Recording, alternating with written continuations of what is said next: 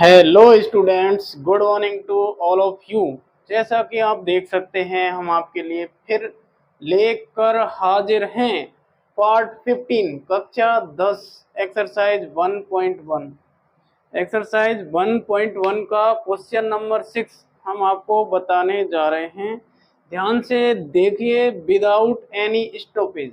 देखिए, explain it that 7 into 11 into 13 plus 13 and 7 into 6 into 5 into 4 into 3 into 1 plus 5 it is a composite number. हमें यह जांच करना है कि यह भाज्य संख्या क्यों है। क्वेश्चन नंबर 6 में हमें दिया हुआ है कि ये दोनों जो संख्याएं दी हुई हैं वो भाज्य संख्याएं क्यों है। अब तुम अच्छी तरह से जानते हो और मैंने भी तुम्हें पहले बता दिया कि भाज्य संख्याएं कौन सी होती हैं और बच्चों अभाज्य संख्याएं कौन सी होती हैं।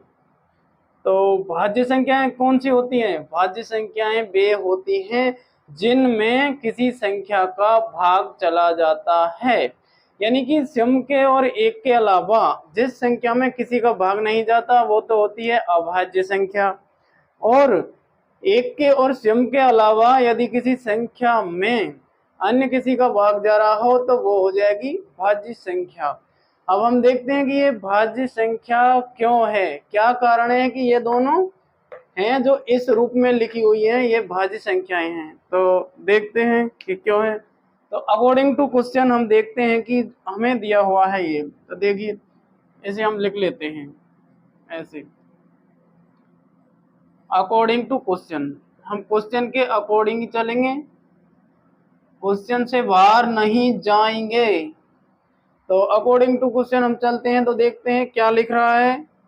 ये लिख रहा है अपना 7 इंटू 11 इंटू 13 प्लस 13, ऐसा कुछ लिख रहा है।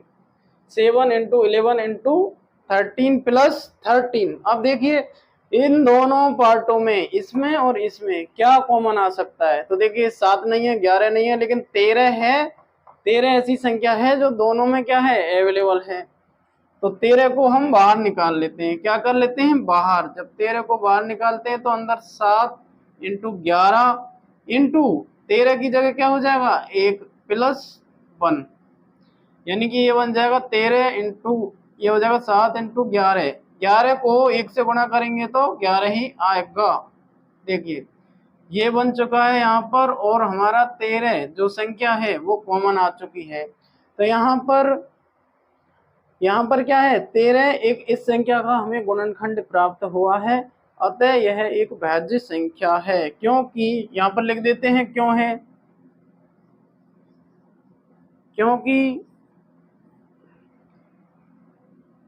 क्योंकि 13 एक गुणनखंड, 13 एक गुणनखंड हमें प्राप्त हुआ है, या 13 हमें एक गुणनखंड के रूप में प्राप्त हुआ है।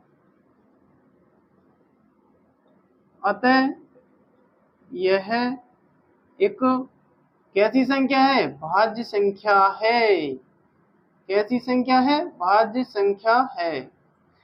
ये कैसी संख्या है, भाज्य संख्या है, क्योंकि हमें 13 एक इसके फैक्टर के रूप में प्राप्त हुआ है, और जब किसी संख्या के फैक्टर हो जाते हैं बच्चों तो वो कहलाती है भाज्य संख्या। तो यहाँ पर 13 आ गया है, 13 इसमें भी है, इसमें भी है, और हमें यहाँ एक फैक्टर के रूप में प्राप्त हुआ है। और वैसे भी 13 क्या हो जाता है, अभाज्य गुणनखंड हो जाता है। इसलिए हम कह सकते हैं कि जो पहली वाली संख्या है वो क्या है, भाज्य संख्या है। कैसी संख्या है, भाज्य संख्या है। इसका जो है सिद्ध हो गया है कि ये क्यों है। दूसरी हम लेते हैं। तो दूसरा है अपना, अकॉर्डिंग टू क्वेश्चन हम चलते हैं। तो 7 into 6 into 5 into 4 into 3 into 2 into 1 plus 5। देखते रहिए, मुस्कुराते रहिए, और एक नोटबुक अपने साथ रखिए ताकि नोट करते जाएं। जो भी हम लिखा रहे हैं, बोल रहे हैं, नोट करते जाएं। हम आपका बीच बीच में एंटरटेनमेंट भी करवाएंगे ताकि आप बोर ना हो। आपको लग रहा है कि सर जी तो स्पीड से पढ़ा रहे हैं, नहीं, ऐसा नहीं है। हम एक एक क्वेश्चन एक पार्ट में ही करवा रहे हैं। ये पार्ट 15 है, वास्तविक संख्याएं हैं कक्षा 10। तो आप ध्यान से देखते रहिए और सारे क्वेश्चन नोट कीजिए और सारी चीज को अंडरस्टैंड कीजिए। देखिए अब आप ध्यान से देखिए बच्चों कि इसमें क्या चीज कॉमन है, इधर 5 है और इसमें भी 5 है, दोनों तरफ 5 आ रहा है, तो हम 5 को क्या ले लेंगे, कॉमन ले लेंगे। क्या ले लेंगे, कॉमन। ये यहाँ भी बैठा हुआ है और यहाँ भी बैठा हुआ है, दोनों जगह मजे ले रहा है कौन, 5। तो चलो 5 के मजे खत्म करते हैं।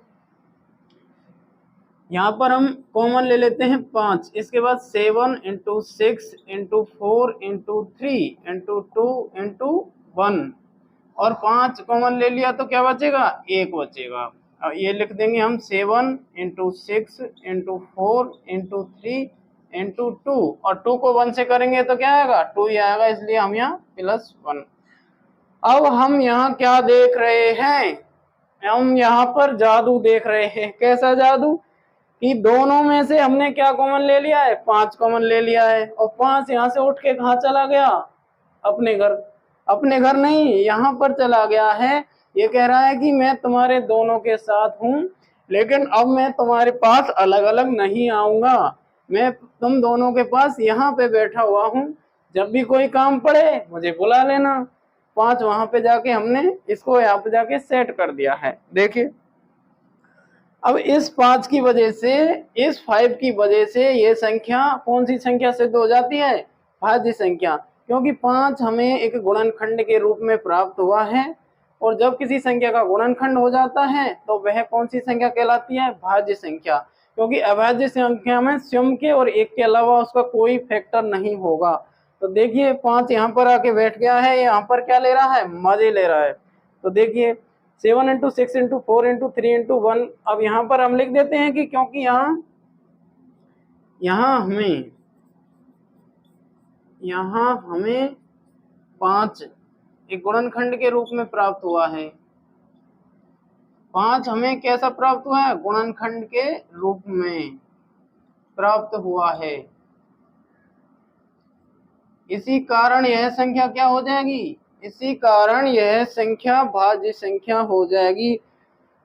तो हम कह सकते हैं कि यह एक भाज्य संख्या है और यहाँ हम लिख देंगे अतः यह एक भाज्य संख्या है। आप जूम करके देख सकते हैं या वीडियो पॉज करके देख सकते हैं, छोटे छोटे अक्षर यहाँ पर लिखे गए हैं क्योंकि यहाँ पर थोड़ी जगह कम है। तो हमने आपको इसको कंप्लीट करवा दिया है कि इसमें क्या मैटर है। एक्सरसाइज 1.1 क्लास 10th पार्ट 15 जो चल रहा है, इससे पहले हमने आपको पार्ट 14 करवाया था जिसमें चौथा क्वेश्चन है, 5वां है, यहाँ पर छठा क्वेश्चन है। हम एक एक क्वेश्चन आपको करवाएंगे और इनकी सारी कहानी बताएंगे कि कौन कहाँ जाके बैठता है, कौन किसका दोस्त है। तो इंटरटेनमेंट के साथ आप मैथमेटिक्स को सीखिए हमारे द्वारा और हमारे चैनल को सब्सक्राइब कीजिए, वीडियो को लाइक कीजिए और शेयर कीजिए वीडियो को अपने दोस्तों के साथ और देखते रहिए, मौज से मस्ती से खुश रहिए अपने घर पे। देखिए सारा हमने आपको एकदम कंप्लीट करवा दिया है। ये क्वेश्चन छठा है, छठवां क्वेश्चन कंप्लीट करवा दिया है कि क्यों भाज्य संख्या है तो क्यों है, सारा हमने आपको कारण बता दिया है। Thanks for watching the video and now stop it.